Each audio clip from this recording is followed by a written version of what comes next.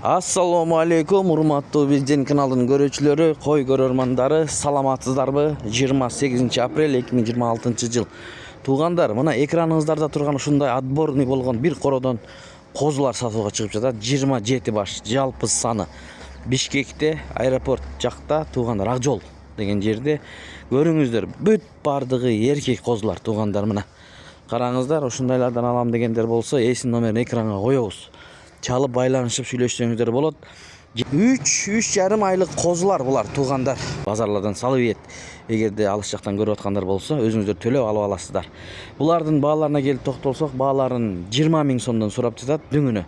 Дагы сүйлөшүү аз-маз кеми болот дейт. 20 000 сомдон сурап атат, туугандар. Караңыздар. Барып жанынан көрүп алам дегендер болсо, Бишкекте, аэропорт жакта, Акжол деген жерде. Мынакей, эсин номер экранда. Чалыңыздар, байланышыңыздар. 27 баш. Ушундай болгон, бирдей болгон кызыл козу кочкорлор сатууга чыгып жатат, туугандар. Көрүңүздөр. Видеого лайк басып, каналга катталганды унутпаңыздар. Группаларга жиберип коюңуздар, туугандар. Мал чарба көрөрмандарга. Эгерде ушундай козулардан алам деп жүргөндөр болсо, көрүңүздөр. Баасын дагы сүйлөшүңүздөр, соодалашыңыздар. Соодалашып сатып алсаңыздар болот. 27 баш. Жалпы саны, туугандар. Көрүңүздөр, мынакей. Ушундай болгон козулар сатууга чыкты бүгүн. Баары эркек, достор. Баарыгы бир кородон. Караңыздар.